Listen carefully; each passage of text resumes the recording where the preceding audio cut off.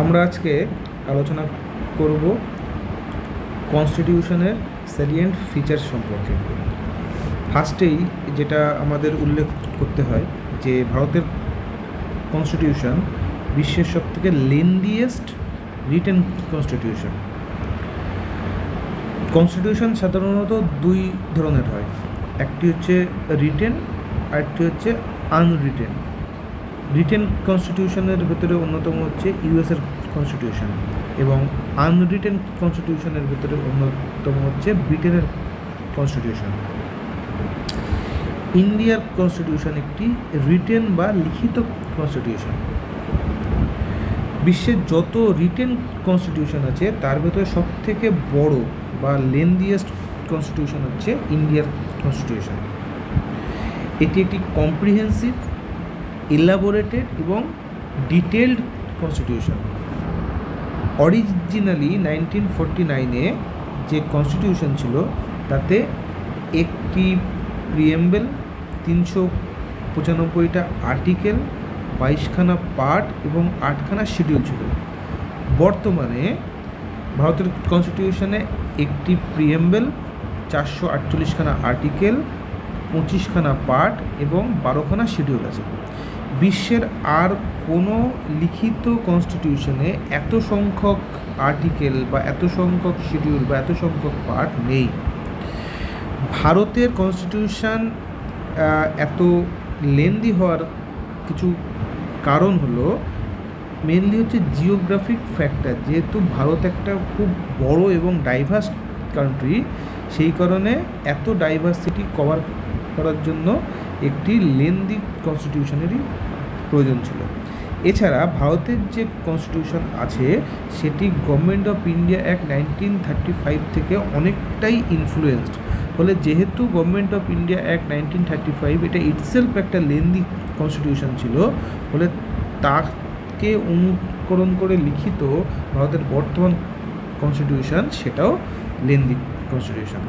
এছাড়া ভারতের সেন্টার এবং স্টেট উভয়ের জন্য আলাদা আলাদা কনস্টিটিউশন নেই, একখানা সিঙ্গেল কনস্টিটিউশনই আছে।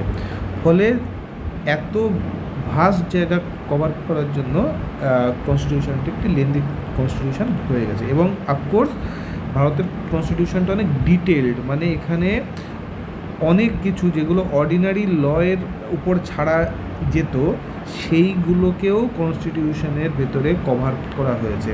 ফলে এটি একটি ডিটেলড কনস্টিটিউশন। এত ডিটেলমেন্টের জন্যই ভারতের কনস্টিটিউশন একটি লেন্দি কনস্টিটিউশনে রূপান্তরিত হয়েছে। আরও একটি ইম্পর্টেন্ট ফিচার হলো ভারতের কনস্টিটিউশনের আইডিয়া যেগুলো আছে সেগুলো বিশ্বের বিভিন্ন কনস্টিটিউশনকে সোর্স হিসেবে কাজে লাগিয়ে সেখান থেকে নেওয়া হয়েছে। যে কারণে ডক্টর বি.আর. আম্বেদকর ভারতের কনস্টিটিউশন সম্পর্কে বলেছেন যে এটি হলো ransacking all the known constitutions of the world. ভারতের কনস্টিটিউশনের যে সোর্সগুলো আছে তার ভিতরে স্ট্রাকচারাল পার্টটা মূলত নেওয়া হয়েছে গভর্নমেন্ট অফ ইন্ডিয়া অ্যাক্ট 1935 থেকে। এটি হলো ভারতের বর্তমান সংবিধানের সবথেকে লার্জেস্ট সোর্স, যে কারণে অনেক সময় গভর্নমেন্ট অফ ইন্ডিয়া অ্যাক্ট 1935-কে বলা হয়ে থাকে skeleton of the constitution of India. এছাড়া ভারতের কনস্টিটিউশনের যে ফিলোসফিক্যাল পার্ট সেটি নেওয়া হয়েছে মূলত ইউএসএ এবং আইরিশ কনস্টিটিউশন থেকে।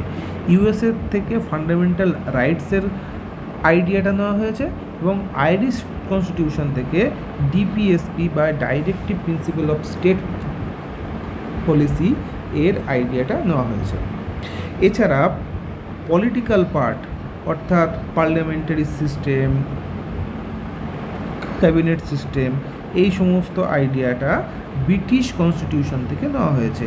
এছাড়াও Canada, Australia, Germany, USSR, France, south Africa, Japan এরকম বিভিন্ন দেশের কনস্টিটিউশন থেকে ভারতের কনস্টিটিউশনের অনেক আইডিয়া নেওয়া হয়েছে। থার্ডলি, ভারতের কনস্টিটিউশনের আরেকটা ইম্পর্টেন্ট ফিচার হলো ভারতের কনস্টিটিউশনটা না একটি রিজিড কনস্টিটিউশন, না একটি ফ্লেক্সিবল কনস্টিটিউশন, বরং এটি হচ্ছে blend of rigidity and flexible, মানে এর ভিতর রিজিড পার্টও আছে এবং এর ভেতর ফ্লেক্সিবল পার্টও আছে। রিজিড কনস্টিটিউশন বলতে আমরা বুঝি সেই সমস্ত কনস্টিটিউশনকে যে কনস্টিটিউশনে অ্যামেন্ডমেন্টের জন্য অর্থাৎ পরিবর্তনের জন্য স্পেশাল মেজরিটির প্রয়োজন হয়, যেমন হচ্ছে ইউএসের কনস্টিটিউশন। আর ফ্লেক্সিবল কনস্টিটিউশন সেইগুলোই যাতে কোনো অ্যামেন্ডমেন্টের জন্য সিম্পল মেজরিটি হলেই হয়, যেমন হচ্ছে ব্রিটেনের যে কনস্টিটিউশন, সেই কনস্টিটিউশন সিম্পল মেজরিটি মানে সিম্পলভাবে 50%-এর বেশি সদস্য তারা ভোট দান করলেই হয়। কিন্তু স্পেশাল মেজরিটিটা হচ্ছে যতজন সদস্য মোট তাদের 50%-এর সমর্থন লাগে এবং ওই দিন যতজন ভোটদান করছে উপস্থিত আছে তাদের 2/3 মেম্বারের সমর্থন লাগে। ফলে এই সিম্পল 50%-এর থেকে একটু জটিল। ফলে স্পেশাল মেজরিটি লাগলে সেটি হচ্ছে একটি রিজিড কনস্টিটিউশন এবং সিম্পল মেজরিটি লাগলে সেটি হচ্ছে একটি ফ্লেক্সিবল কনস্টিটিউশন। ইন্ডিয়ার কনস্টিটিউশনের কিছু পার্ট হচ্ছে রিজিড এবং কিছু পার্ট হচ্ছে ফ্লেক্সিবল। কিছু পার্টের অ্যামেন্ডমেন্ট আর্টিকেল 368 দ্বারাই হয়। 368 দ্বারা যে অ্যামেন্ডমেন্টগুলো হয় সেখানে স্পেশাল মেজরিটির প্রয়োজনীয়তা হয়। যেমন হচ্ছে ভারতে যখন জিএসটি বিল ইন্ট্রোডিউস করা হয়েছিল তখন কিন্তু স্পেশাল মেজরিটির প্রয়োজনীয়তা ছিল। আবার কিছু কিছু পার্ট আছে যেখানে সিম্পল মেজরিটি হলেই সেখানে অ্যামেন্ডমেন্ট করা যায়, যেমন সিটিজেনশিপ সম্পর্কে যদি কোনো অ্যামেন্ডমেন্ট আনতে হয়, এই কিছুদিন আগে আমাদের যে সিটিজেনশিপ অ্যামেন্ডমেন্ট অ্যাক্ট এসেছিল সেক্ষেত্রে কিন্তু আমাদের সিম্পল মেজরিটি হলেই আমাদের হয়ে গিয়েছিল। ফলে ভারতের কনস্টিটিউশনের কিছু কিছু পার্ট হচ্ছে রিজিড এবং কিছু কিছু পার্ট হচ্ছে ফ্লেক্সিবল। ফলে ভারতের constitution neither rigid neither flexible, বরং ফ্লেক্সিবিলিটি এবং রিজিডিটির একটি মিশ্রণ বা ব্লেন্ড। ভারতের সংবিধানের আরেকটা ইম্পর্টেন্ট ফিচার হলো federal system with unitary bias, মানে ভারতের যে ফেডারেল সিস্টেম আছে সেটিতে ইউনিয়ন গভর্নমেন্টের দিকে ক্ষমতাটা একটু বেশি বায়াসড, অর্থাৎ ইউনিয়ন গভর্নমেন্টের ক্ষমতা স্টেট গভর্নমেন্টের থেকে বেশি।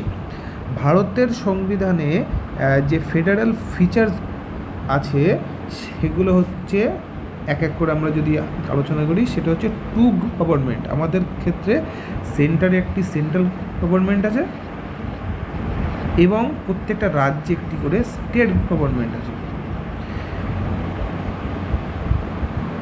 ডিভিশন অফ পাওয়ার্স, ভারতের সংবিধানে সুস্পষ্টভাবে সেন্ট্রাল গভর্নমেন্টের ক্ষমতা এবং স্টেট গভর্নমেন্টের ক্ষমতা উল্লেখ আছে, যে কোন কোন সেকশানে সেন্ট্রাল গভর্নমেন্ট আইন আনতে পারবে, কোন কোন সেকশানে স্টেট গভর্নমেন্ট আইন আনতে পারবে এবং কোন কোন সেকশানে সেন্ট্রাল গভর্নমেন্ট এবং স্টেট গভর্নমেন্ট উভয়ই আইন আনতে পারবে। এই ডিভিশন অফ পাওয়ার্স সেটি ভারতের সংবিধানে সুস্পষ্টভাবে আছে। এছাড়া ভারতের সংবিধান একটি রিটেন সংবিধান এবং সেই রিটেন সংবিধানের সুপ্রিমেসি সব ক্ষেত্রেই ঘোষিত হয়েছে। এবং ভারতের কনস্টিটিউশন কিছু পার্ট যদি আমরা ছেড়ে দিই তাহলে ম্যাক্সিমাম পার্টটাই একটি রিজিড কনস্টিটিউশন, অর্থাৎ ম্যাক্সিমাম পার্টেই অ্যামেন্ডমেন্টের জন্য স্পেশাল মেজরিটির প্রয়োজনীয়তা হয়। এবং ভারতের কনস্টিটিউশন অনুযায়ী জুডিশিয়ারিকে বা বিচার ব্যবস্থাকে ইন্ডিপেন্ডেন্ট করা হয়েছে এবং ভারতের যে পার্লামেন্ট সেটা হচ্ছে বাই ক্যামেরালিজমের উদাহরণ, অর্থাৎ ভারতের সংবিধানের দুটো কক্ষ আছে, একটি হচ্ছে আপার হাউস যেটাকে আমরা রাজ্যসভা হিসাবে জানি এবং আরেকটি হচ্ছে লোয়ার হাউস,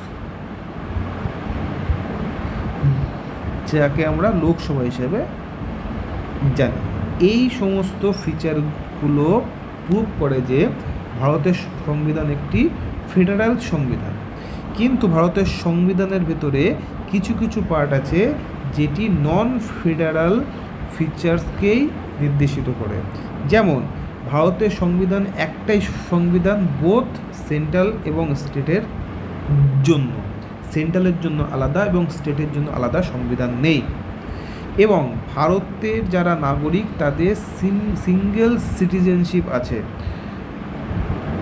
এবং ভারতের যে জুডিশিয়ারি আছে সেটি একটি ইন্টিগ্রেটেড জুডিশিয়ারি, অর্থাৎ সবার উপরে আছে সুপ্রিম কোর্ট, সেন্ট্রাল লেভেলে, এছাড়া আছে তার নিচে আছে হাইকোর্ট স্টেট লেভেলে, এবং তার নিচে আছে বিভিন্ন সাবঅর্ডিনেট কোর্ট যেগুলো আছে ডিস্ট্রিক্ট লেভেলে। ফলে ভারতের জুডিশিয়ারি একটি ইন্টিগ্রেটেড জুডিশিয়ারি সিস্টেম। এছাড়া প্রত্যেকটা স্টেটে একজন করে গভর্নর সেন্ট্রাল গভর্নমেন্ট দ্বারা নিয়োগ করা হয়। সেন্ট্রাল গভর্নমেন্টের তরফ থেকে একজন এজেন্ট হিসাবে একজন গভর্নর প্রত্যেকটা স্টেটের মাথায় থাকেন। এছাড়া ভারতে আইএএস, আইপিএস এইরকম বিভিন্ন অল ইন্ডিয়া সার্ভিসেসেরও উপস্থিত আছে। এছাড়া যখন এমার্জেন্সি টাইম হয়, এমার্জেন্সি প্রভিশনের ক্ষেত্রে স্টেট গভর্নমেন্টগুলোর ক্ষমতা লোপ পায় এবং সেন্ট্রাল গভর্নমেন্টের ক্ষমতায় সর্বা হয়। অর্থাৎ এইখানে এই সমস্ত ফিচারগুলো আছে যেগুলো কিন্তু নন ফেডারাল ফিচার্স হিসাবেই আমাদের দেখায় ভারতের সংবিধানকে। ফলে ভারতের সংবিধানে কিছু কিছু ক্ষেত্রে ফেডারাল ফিচার আছে এবং কিছু কিছু ক্ষেত্রে নন ফেডারাল ফিচারও আছে। অর্থাৎ ভারত একটি কমপ্লিটলি ফেডারাল স্টেট এমন আমরা বলতে পারবো না। এবং মোস্ট ইম্পর্টেন্টলি ভারতের সংবিধানে কোথাও ফেডারেশন বলে উল্লেখ নেই, যে ভারত যে একটা ফেডারেশন এরকম বলে কোথাও উল্লেখ নেই। বরং আর্টিকেল 1-এ এটাকে ফেডারেশন অফ স্টেট না বলে বলা হয়েছে ইউনিয়ন অফ স্টেট। কারণ অ্যাকচুয়ালি যতগুলো ফেডারাল স্টেট আছে অ্যাজ ইউএসএ অ্যাকচুয়ালি অনেকগুলো ছোট ছোট দেশ, তারা নিজেদের সাথে আলাপ আলোচনা এবং চুক্তির মাধ্যমে একত্রিত হয়ে ইউএসএ নামক একটি দেশ গঠন করেছে, ইউনাইটেড স্টেটস অফ আমেরিকা। অর্থাৎ ছোট ছোট অনেক দেশ তারা মিলিত একটা দেশে পরিণত হয়েছে, একটা যুক্তরাষ্ট্রে পরিণত হয়েছে। কিন্তু ভারতের ক্ষেত্রে কিন্তু এরকম ছোট ছোট দেশ মিলে বা ছোট ছোট রাজ্য মিলে একটা ইউনিয়ন গঠন করেনি, বরঞ্চ ভারতকে অ্যাডমিনিস্ট্রেটিভ সুবিধার জন্য নানা রাজ্যে ভাগ করা হয়েছে। অর্থাৎ ইউএসএর সাথে ভারতের পার্থক্যটা একদম সুস্পষ্ট। ইউএসএতে ছোট ছোট রাজ্য মিলিত হয়ে একটা বড় ফেডারাল স্টেট গঠন করেছিল, আর ভারত হচ্ছে অ্যাডমিনিস্ট্রেটিভ সুবিধার জন্য বড় রাষ্ট্রকে ভেঙে ভাগ করে সেটাকে মিলে একটা রাষ্ট্র করা হয়েছিল। ফলে ইউএসের অ্যাপ্রোচ এবং ইন্ডিয়ার অ্যাপ্রোচ পুরো কমপ্লিটলি আলাদা। ফলত ভারতকে কমপ্লিটলি একটি ফেডারাল স্টেট বলা যায় না, বরং আর্টিকেল 1 অনুযায়ী এটাকে বলা হয়েছে ইউনিয়ন অফ স্টেটস। ভারতের ফেডারেশন নিয়ে বিভিন্ন সংবিধান বিশারদ তাদের বিভিন্ন মন্তব্য আছে, এগুলো বিভিন্ন এক্সামে বারবার আসে। যেমন federal in form but unitary in spirit, এইটা হচ্ছে বলেছেন কেসি হোয়ার। এবং কেসি হোয়ার ভারতকে একটি কোয়াসি ফেডারাল স্টেট হিসাবে তিনি এর নামকরণ করেছেন। অর্থাৎ কেসি হোয়ার ভারতকে একটি কোয়াসি ফেডারাল স্টেট বলেছে। এক্সামে বারবার আসে যে ভারত কেমন স্টেট, তো সেটার উত্তর হচ্ছে ভারত একটি কোয়াসি ফেডারাল স্টেট, এবং এটি উল্লেখ করেছিলেন কেসি হোয়ার। এছাড়া ভারতের ফেডারালিজমকে একটি বার্গেনিং ফেডারালিজম বলেছেন মরিস জোন্স। ভারতের ফেডারালিজমকে একটি কোঅপারেটিভ ফেডারালিজম নাম দিয়েছেন গ্রানভিল অস্টিন, এবং ভারতের ফেডারেশনকে বলেছেন ফেডারেশন উইথ এ সেন্ট্রালাইজিং টেন্ডেন্সি, এটা বলেছেন হচ্ছে আইভর জেনিং। এই সমস্ত উক্তিগুলো প্রায়শই বিভিন্ন এক্সামে আসে। ইন্ডিয়ার কনস্টিটিউশন অনুযায়ী ভারতের সরকার একটি পার্লামেন্টারি সরকার। সাধারণত দুই ধরনের সরকার হয়, একটা হচ্ছে প্রেসিডেন্সিয়াল সিস্টেমের সরকার, আরেকটি হচ্ছে পার্লামেন্টারি সিস্টেমের সরকার। প্রেসিডেন্সিয়াল সিস্টেমের সরকারে প্রেসিডেন্ট হয় সর্বোচ্চ ক্ষমতার অধিকারী, এবং পার্লামেন্টারি সিস্টেমের সরকারে পার্লামেন্ট হয় সর্বোচ্চ ক্ষমতার অধিকারী। প্রেসিডেন্সিয়াল সিস্টেমে separation of powers between legislative and executive organ ঘটে থাকে, যেমন হচ্ছে ইউএসের সরকার, যেখানে পাওয়ারকে সেপারেট করা হয়ে থাকে। এবং পার্লামেন্টারি সিস্টেমটা ঠিকঠাক উল্টো, সেখানে লেজিসলেটিভ এবং এক্সিকিউটিভ অর্গানের কোঅপারেশন এবং কোঅর্ডিনেশনের মাধ্যমেই সরকার চলে। এক্সাম্পল হচ্ছে ব্রিটেন। পার্লামেন্টারি সিস্টেমের সরকারকে ওয়েস্টমিনিস্টার মডেল, রেসপন্সিবল গভর্নমেন্ট বা ক্যাবিনেট গভর্নমেন্ট এরকম বিভিন্ন নামেও ডাকা হয়ে থাকে। ব্রিটিশ সিস্টেমকে ফলো করে ভারতের সরকার একটি পার্লামেন্টারি সিস্টেমের সরকার। ভারতের সংবিধান অনুযায়ী ভারতের সরকারের যে পার্লামেন্টারি ফিচারগুলো আছে সেগুলো হচ্ছে যে ভারতে একজন নমিনাল এক্সিকিউটিভ এবং একজন রিয়েল এক্সিকিউটিভের এক্সিস্টেন্স আছে। নমিনাল এক্সিকিউটিভ হচ্ছে আমাদের রাষ্ট্রপতি বা প্রেসিডেন্ট, এবং রিয়েল এক্সিকিউটিভ হচ্ছে প্রাইম মিনিস্টার বা প্রধানমন্ত্রী।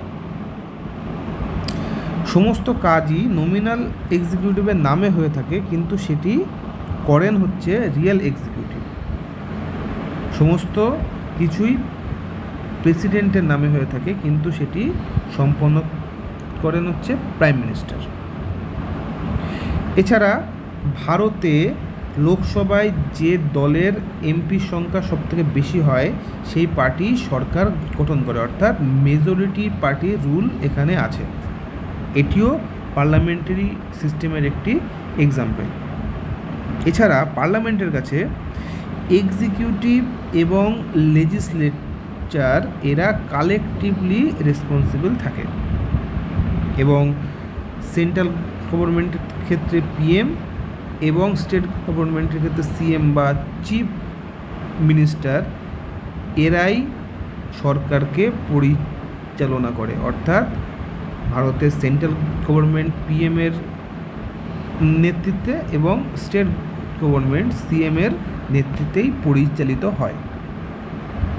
এবং ভারতের যে লোয়ার হাউস আছে অর্থাৎ লোকসভা, সেটি প্রত্যেক 5 বছর অন্তর ডিসলভ হয়। আপার হাউস কিন্তু মানে যেটা রাজ্যসভা সেটা কখনোই ডিসলভ হয় না, কিন্তু লোয়ার হাউস লোকসভা সেটা 5 বছর অন্তর অন্তর ডিসলভ হয়। এবং একই রকমভাবে স্টেট গভর্নমেন্টের ক্ষেত্রে লেজিসলেটিভ অ্যাসেম্বলি সেটাও কিন্তু প্রত্যেক 5 বছর অন্তর অন্তর ডিসলভ হয়।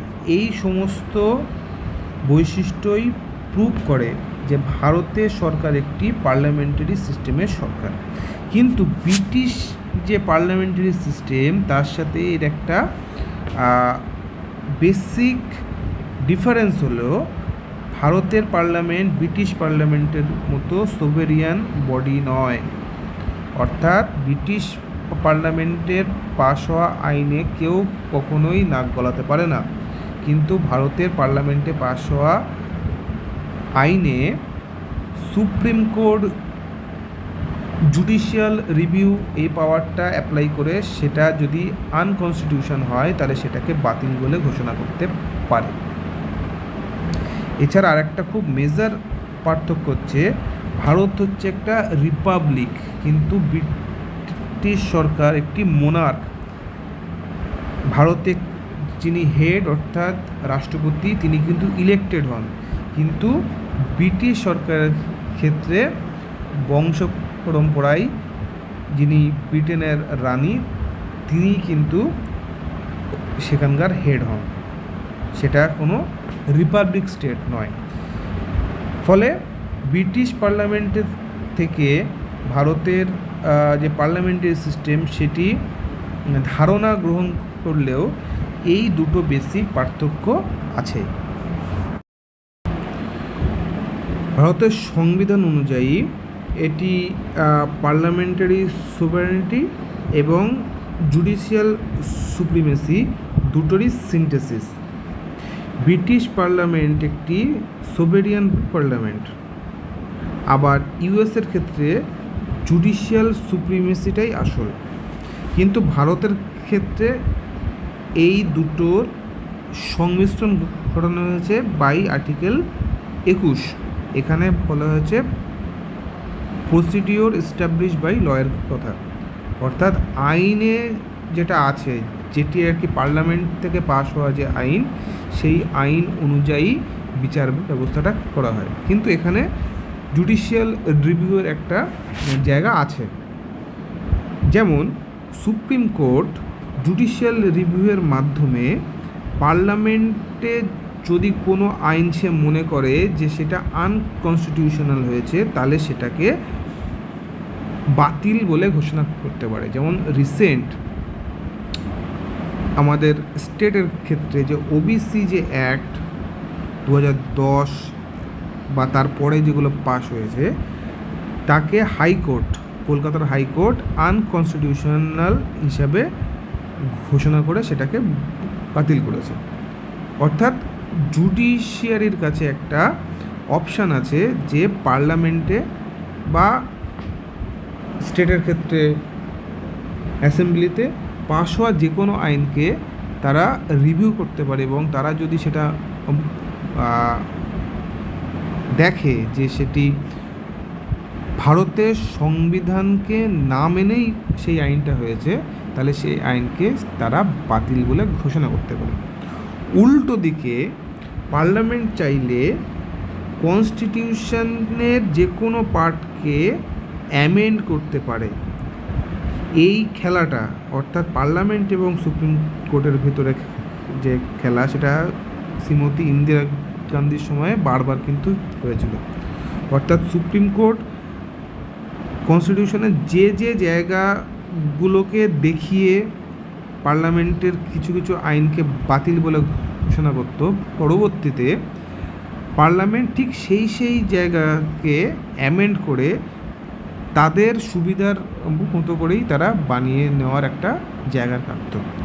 ফলে পার্লামেন্টের কাছেও কিন্তু ক্ষমতা আছে কনস্টিটিউশনকে অ্যামেন্ড করার, এবং সুপ্রিম কোর্টের হাতেও ক্ষমতা আছে কনস্টিটিউশন অনুযায়ী আর যদি কোনো আইন পাস না হয়, তাহলে পার্লামেন্টে পাস হওয়া যে কোনো আইনকে আনকনস্টিটিউশন হিসাবে ঘোষণা করে সেগুলোকে বাতিল করার।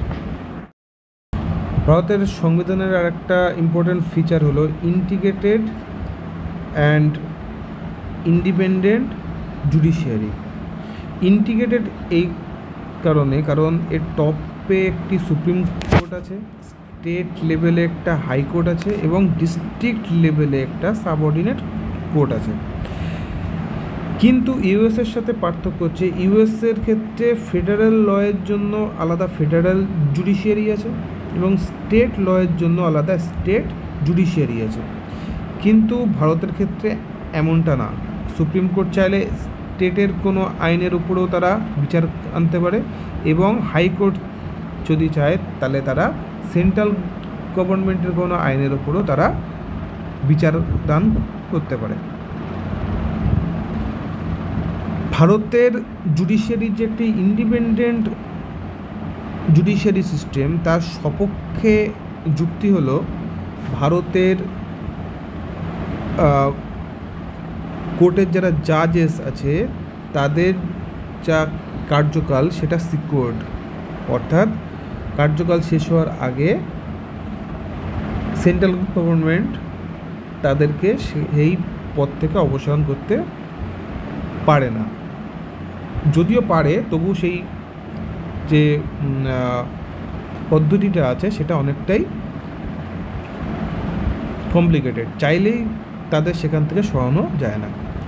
তাদের ফিক্সড সার্ভিস কন্ডিশন আছে এবং সেই জাজ দ্বারা যদি কোনো জাজমেন্ট হয় সেটা নিয়ে লেজিসলেচারে ডিসকাশন করা যায় না।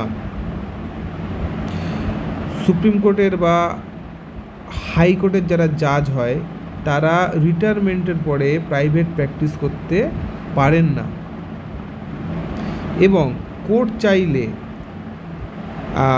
কন্টেম্পট অফ কোর্ট বা আদালত অবমাননার দায়ে যে কাউকে পানিশমেন্ট পর্যন্ত দিতে পারে। এই সমস্ত বৈশিষ্ট্যই ভারতের জুডিশিয়ারির ইন্ডিপেন্ডেন্সকে নির্দেশিত করে।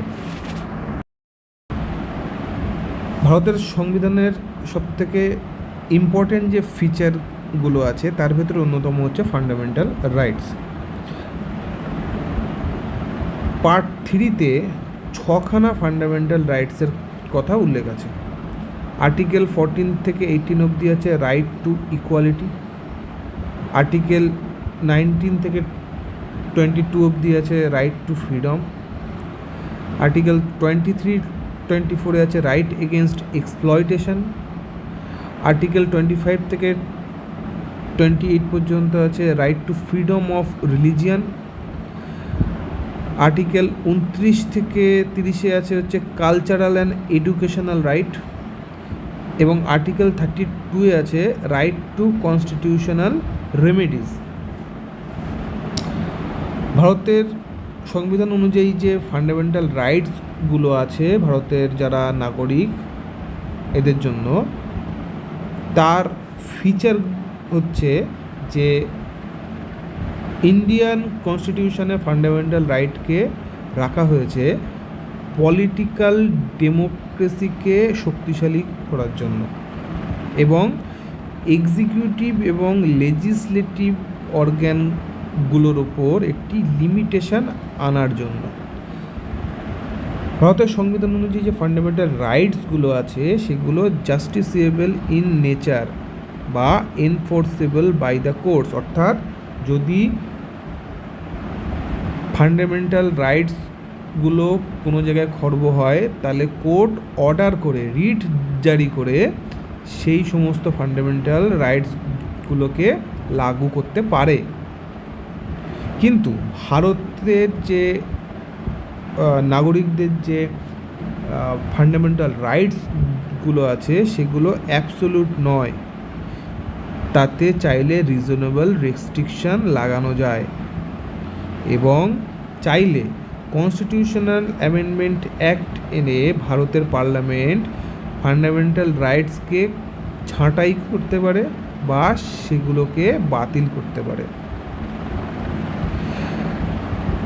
এবং এমার্জেন্সির টাইমে সমস্ত ফান্ডামেন্টাল রাইটস এক্সেপ্ট আর্টিকেল 20 এবং 21 অনুযায়ী যে ফান্ডামেন্টাল রাইটস আছে এছাড়া সমস্ত ফান্ডামেন্টাল রাইটস সেগুলো সাসপেন্ড হয়ে যায়। ফলে ভারতের সংবিধান অনুযায়ী যে ফান্ডামেন্টাল রাইটস আছে সেগুলো অ্যাবসোলিউট নয়। ভারতের সংবিধানের একটি অন্যতম আরেকটি দিক হলো directive principles of state policy বা সংক্ষেপে ডিপিএসপি, যেটি আইরিশ কনস্টিটিউশন থেকে এই আইডিয়াটা নেওয়া হয়েছিল। ডাইরেক্টিভ প্রিন্সিপালস অফ স্টেট পলিসিকে ডক্টর বি.আর. আম্বেদকর বলেছেন novel feature of the Indian constitution. এটি বারবার এক্সামে আসে।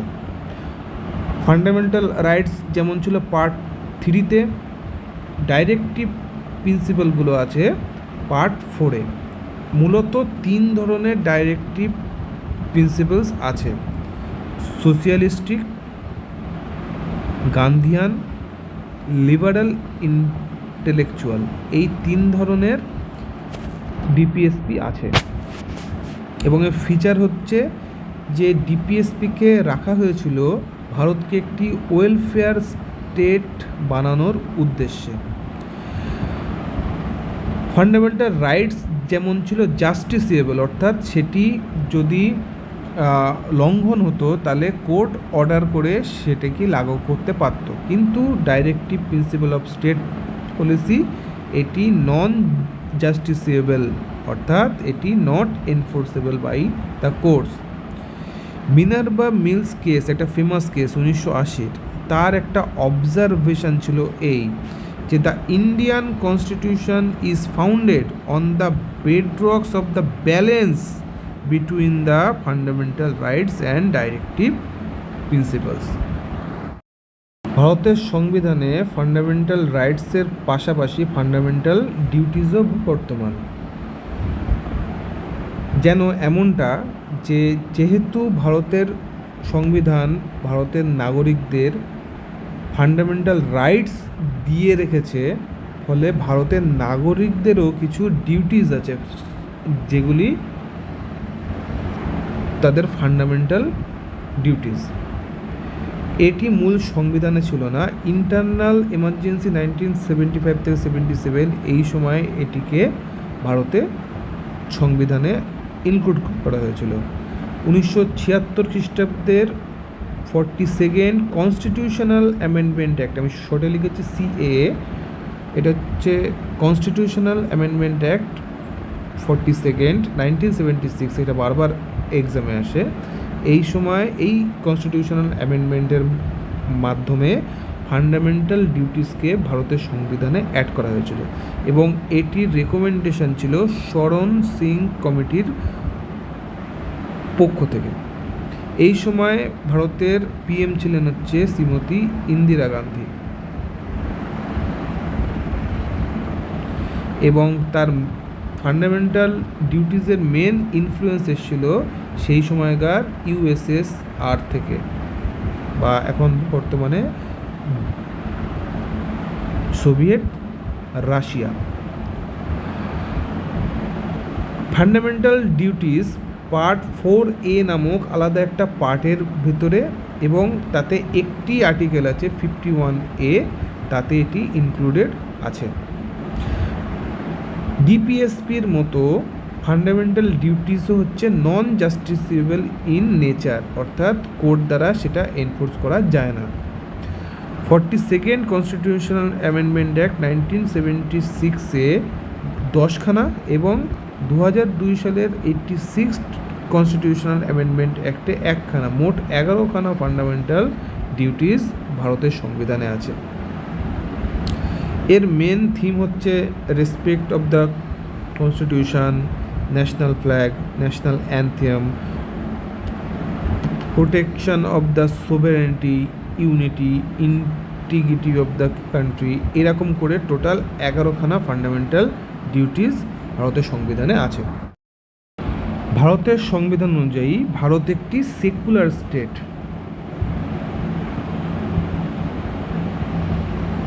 বা ধর্মনিরপেক্ষ রাষ্ট্র, কিন্তু সেকুলারিজমের ওয়েস্টার্ন কনসেপ্টের সাথে ভারতের সেকুলারিজমের একটি পার্থক্য আছে। যেহেতু ওয়েস্টার্ন দেশে একটা সময় চার্চগুলোই রাষ্ট্রের শাসন ব্যবস্থাকে নিয়ন্ত্রণ করত, ফলে পরবর্তীকালে যে সেকুলার স্টেটের কনসেপ্টগুলো এসেছিল সেখানে ক্লিয়ারলি তাদের উদ্দেশ্য ছিল যে সেপারেশন বিটুইন রিলিজিয়ান মানে চার্চ অ্যান্ড দ্য স্টেট, অর্থাৎ the politics. Secular state, western যে সেকুলার স্টেট লাইক ফ্রান্স, এরা কোনো রিলিজিয়ানকেই তারা মান্যতা দেয় না, অর্থাৎ সেক্ষেত্রে তাদের একটি নেগেটিভ অ্যাপ্রোচ আছে। কিন্তু সেকুলারিজমের যে ইন্ডিয়ান কনসেপ্ট, সেটি কিন্তু পুরো উল্টো, সেটি নেগেটিভ অ্যাপ্রোচ নয়, সেটি একটি পজিটিভ অ্যাপ্রোচ।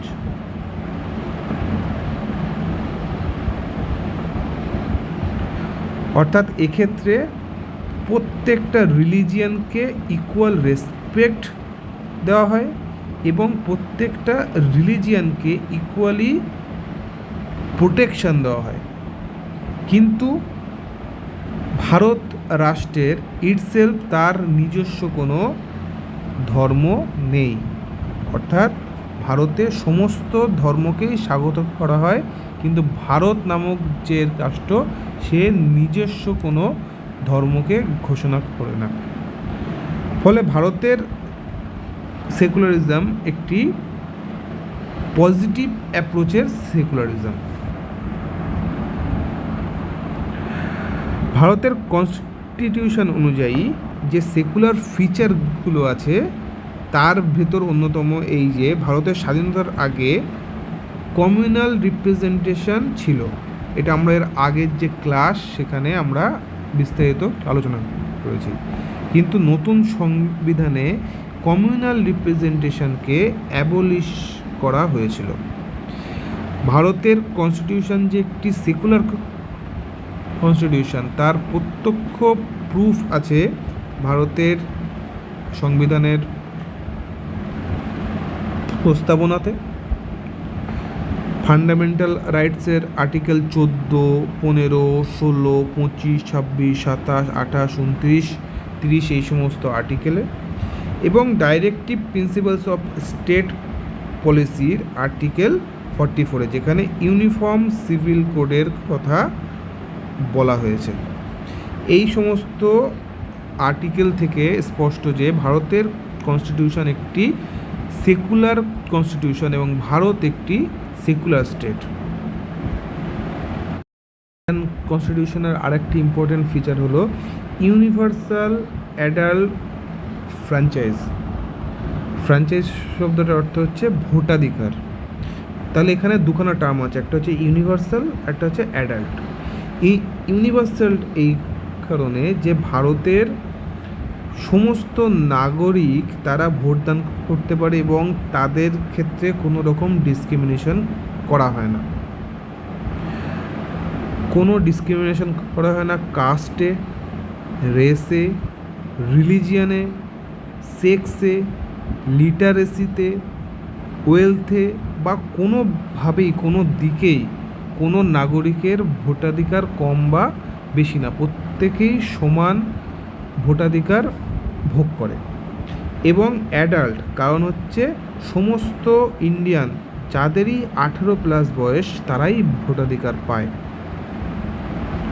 এর আগে ভোটাধিকার 21 বছর বয়স হলেই পাওয়া যেত, কিন্তু রাজীব গান্ধীর আমলে 1988 সালে একটি কনস্টিটিউশনাল অ্যামেন্ডমেন্ট বিল আসে 61 এবং সেটি পাস হয় 1989-এ। অর্থাৎ 1989 থেকে ভোটাধিকারের বয়স 21 থেকে কমে হয়েছে 18, 61 কনস্টিটিউশনাল অ্যামেন্ডমেন্ট অ্যাক্ট অনুযায়ী। ভারতের কনস্টিটিউশনের আর একটা ইম্পর্টেন্ট ফিচার হলো ভারতের যারা নাগরিক তারা সিঙ্গেল সিটিজেনশিপ ভোগ করে।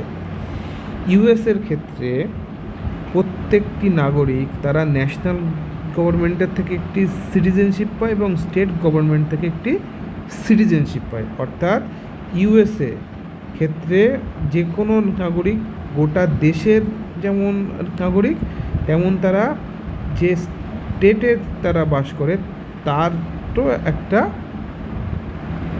নাগরিকত্ব পায়।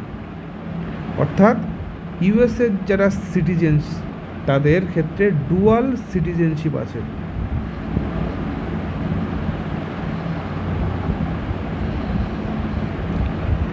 কিন্তু ভারতের যারা নাগরিক তাদের জন্য আলাদা করে সেন্ট্রাল বা আলাদা করে স্টেটের কোনো রকম নাগরিকত্ব নেই, তারা একটাই নাগরিকত্ব পায়। অর্থাৎ ইন্ডিয়ার ক্ষেত্রে সিটিজেনশিপটা হচ্ছে সিঙ্গেল সিটিজেনশিপ। আরও একটা দিক থেকে দেখতে গেলে যে অনেক দেশ আছে যারা তাদের নাগরিককে অন্য দেশের নাগরিকত্ব গ্রহণেও তারা বাধা দান করে না। কিন্তু ভারতের ক্ষেত্রে যদি কেউ ভারতের নাগরিক হয় তাহলে তারা অন্য কোনো দেশের নাগরিকত্ব গ্রহণ করতে পারে না। যদি কেউ সে ভারতের নাগরিক হয় এবং সে যদি অন্য কোনো দেশের নাগরিকত্বের জন্য অ্যাপ্লাই করে এবং সেখানে যদি তার নাগরিকত্বটা অ্যাকসেপ্টেড হয় তাহলে তার ভারতের নাগরিকত্বটা বাতিল হয়ে যায়। এমনটাই হয়েছিল ফিল্ম স্টার অক্ষয় কুমারের সঙ্গে। তিনি একটা সময় কানাডার নাগরিকত্ব পাওয়ার জন্য তিনি অ্যাপ্লাই করেন। পরবর্তীতে তার সেই অ্যাপ্লিকেশানটা যখন কানাডা সরকার থেকে অ্যাকসেপ্ট হয়েছিল তখন অটোমেটিক্যালি তিনি ভারতের নাগরিকত্বকে হারিয়েছিলেন। অর্থাৎ এটি হলো ভারতের সিঙ্গেল সিটিজেনশিপের একটি কনসেপ্ট। ভারতের সংবিধান অনুযায়ী ভারতে জুডিশিয়ারি,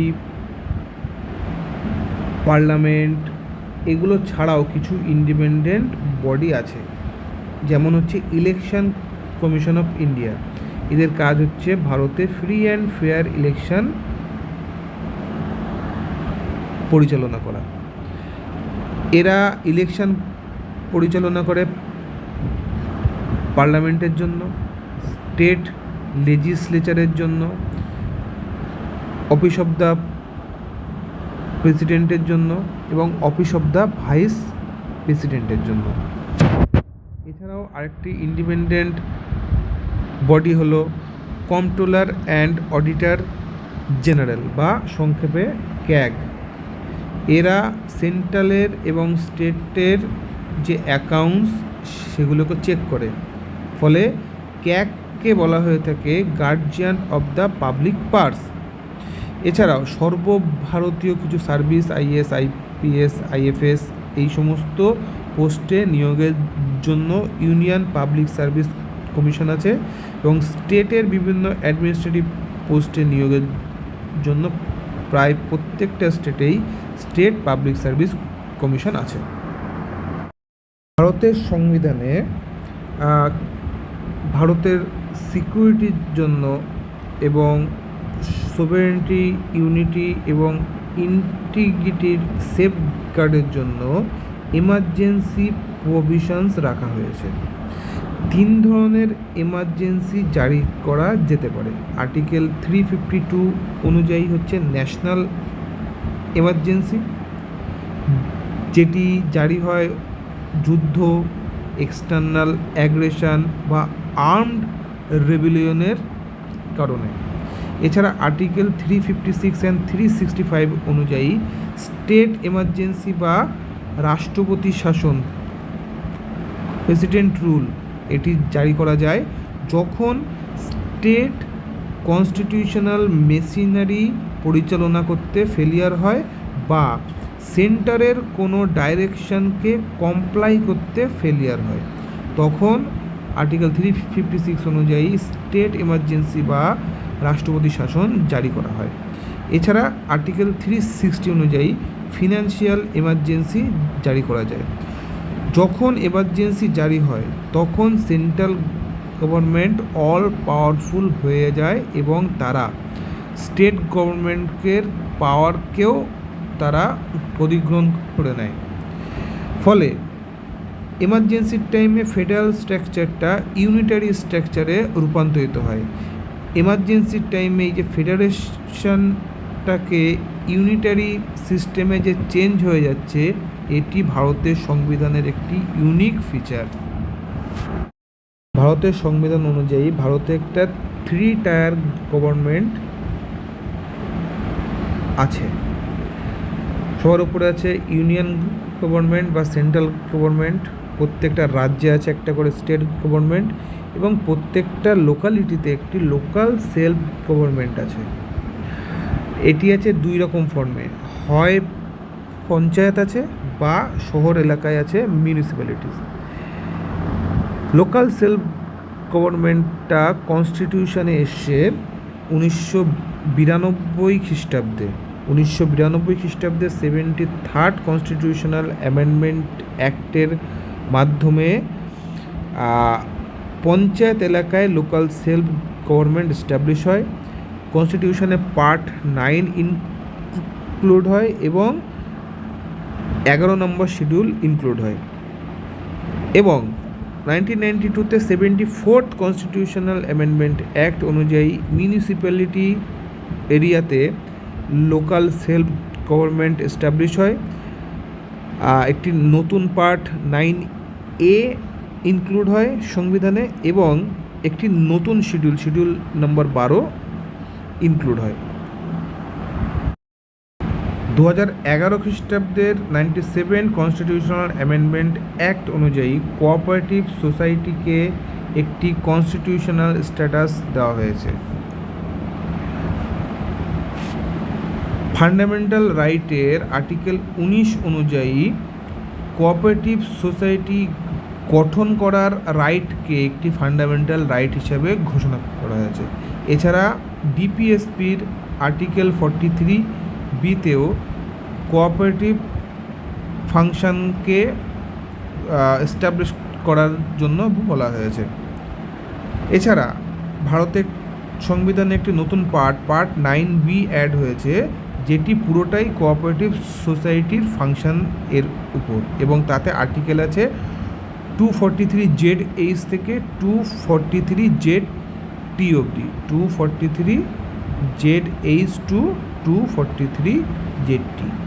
এই সমস্তটাই হচ্ছে এক নজরে ভারতের সংবিধানের কিছু মৌলিক এবং ইম্পর্টেন্ট ফিচার।